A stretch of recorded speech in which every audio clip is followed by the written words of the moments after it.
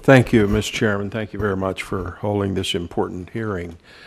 Today, over 60 years from China's military incursion into Tibet, we are looking at perhaps the most comprehensive demonstration of China's expansionist and repressive policies that dominate that region. I know the Tibetan people have always sought a peaceful and freedom-loving society, dedicating nothing more than the free practice of their religion and the preservation of this environment and their autonomy. But I think to China, a free society of Tibet is a threat that is so grave to its integrity that it subjugates the territory to brutal repression of this vibrant religious and cultural minority. Human rights abuses have been escalating. We've heard of beatings and torture and imprisonment of Tibetan monks directly by the hands of Chinese officials, being done solely because of the expressions of their religious customs. And we're seeing unprecedented action by China in its attempt to interfere with the selection of the next Dalai Lama, threatening the integrity of Tibetan Buddhism, which has something like 20 million followers. In my estimation, the international community has given far too little attention to the Tibetans' plight, and I see an opportunity for change as China's repression of its people and its manipulation of Buddhism continues. I think there seems to be evidence that Tibetan civil disobedience is intensifying, and so we're really anxious to hear from our witnesses today and hear up-to-date reports. So thank you, Mr. Chairman, for holding this very important hearing. I look forward to hearing our witnesses.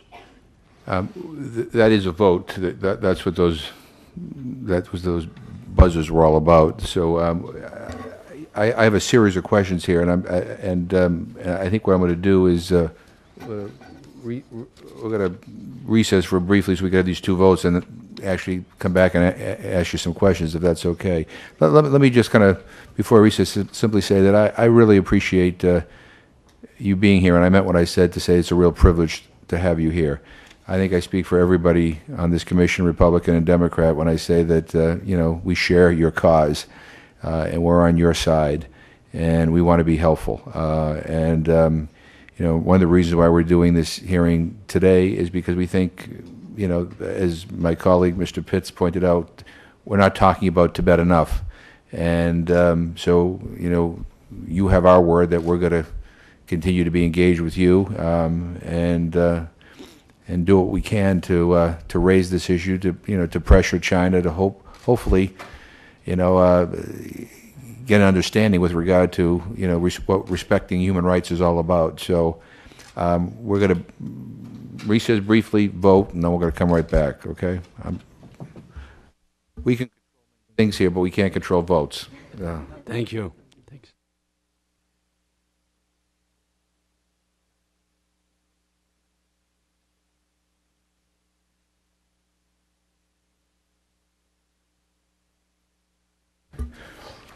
Mr. Pitts is a faster runner than me. Where was I? Well, the hearing will resume. I have a few questions, Mr. Minister.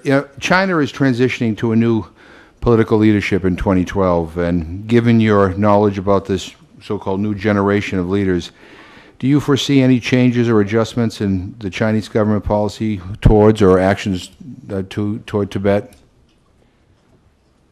We remain hopeful, but given the experience we have had for the past 50 years in exile and 10 more years in Tibet, the hardline policy of the Chinese government has been consistent, except for a brief period in 80s when Hu Yaobang was in charge of the Communist Party. Then there was some liberal attitude and to some extent policies towards Tibetan people, except for him and to some extent in a limited way Tao Ziyang. We have not seen liberal-minded Chinese leaders who would relook, review, and consider granting greater autonomy or genuine autonomy to Tibetan people. We remain hopeful with designated President Xi Jinping and Premier Li Keqiang. But when now Vice President Xi Jinping visited Lhasa to observe the 60th anniversary of CPC's founding and the liberation of Tibet, at that time his speeches he made in Lhasa are of the same color of hardliner. So so far the indications aren't that positive, but we remain hopeful. After you were elected, Khalan Tripa, Chinese officials refused to engage in talks with you, stating that they would only talk with representatives of the Dalai Lama. And has their position changed, and how do you think their stance will affect the future talks between the Tibetan government in exile and China? You know, as far as we are concerned, we consider process as secondary, but result primary. If the Chinese government insists and that they would like to talk to envoys of His Holiness the Dalai Lama, we have a provision in the Constitution whereby envoys will be appointed, and we can borrow His Holiness the Dalai Lama's name, and they will go to Beijing, taking with his name. So at the moment, two of our envoys are still the same. They have been to China and met with Chinese counterpart 9 times formally and 1 time informally, and they are ready to go visit and have dialogue with the Chinese counterpart if Beijing is willing. So from our side, we are willing, and the process should not be an obstacle as far as we are concerned. There's a few more quick questions. In your testimony, you mentioned that Nepal has yet to approve a U.S. government proposal to resettle some of the Tibetan refugees from Nepal in the United States. Nepal recently elected new leaders. Have you received any indication from its new leaders whether they will consider such a proposal? Chairman, unfortunately, we have not received any indication. And I was born and brought up in a small refugee camp in Darjeeling, which has majority Nepali people, and I grew up speaking Nepali language. I have a lot of friends in Nepal and in Darjeeling, and it's really sad to see that the treatment meted to Tibetan people by the Nepali government under tremendous pressure from the Chinese government, and particularly Chinese embassy in Kathmandu. Unfortunately, the government of Nepal has refused to issue resident ID for Tibetans in Nepal, which means without the resident ID, they cannot move around, they cannot get into education, they cannot get jobs.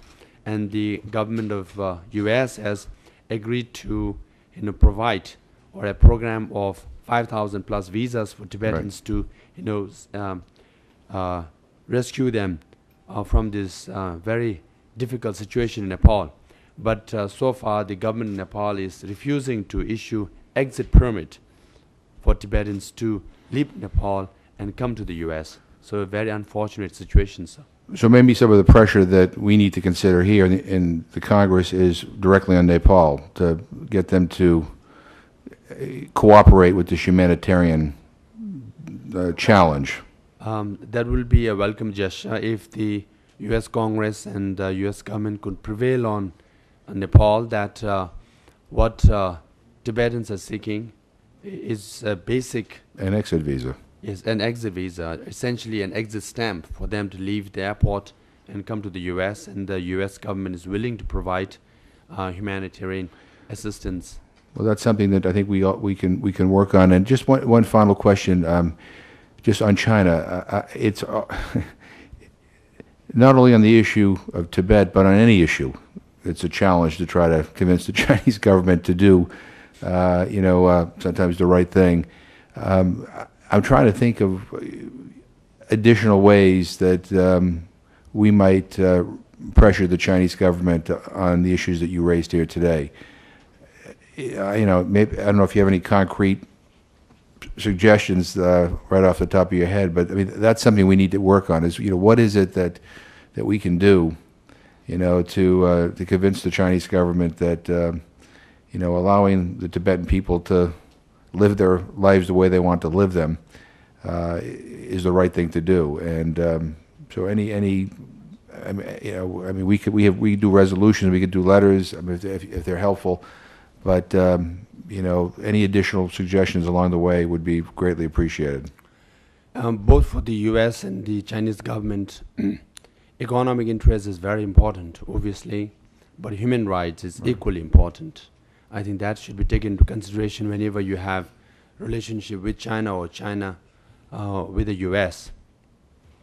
And also to solve the issue of Tibet is also in the best interest of China. Right. Because what His Holiness has advocated for all these years and Tibet administration continue to do is non-violence and dialogue, and we want to have genuine autonomy for Tibetans, whereby Tibetan language, culture, their identity can be administered by Tibetans themselves. So it's no way a threat to China's sovereignty and territorial integrity. With the rising power of China, obviously they have increasing money power and military power as well, but what they lack is moral power. And if they want to be superpower and be respected by the international community, they ought to have moral power. And moral power can be granted, cannot be bought, cannot be forced, has to be won. Right. You can win moral power by respecting people and by treating Tibetan people rightly, by respecting freedom of the Tibetan people. China could gain moral power and standing in the international community. So it is in the best interest of China as well, and we Tibetans have nothing against China as a nation and Chinese people, but what we are complaining are genuine complaints. That's why not just one, now 11 Tibetans have self-immolated. They are willing to give up their lives to reflect the desperate situation of Tibetan people in Tibet. Well, I thank you very much for your compelling presentation, and I think it reminds all of us that we need to do a lot more. At this time, I'd like to yield to the co-chair of the Tom Lantos Human Rights Commission, Congressman Frank Wolf from Virginia.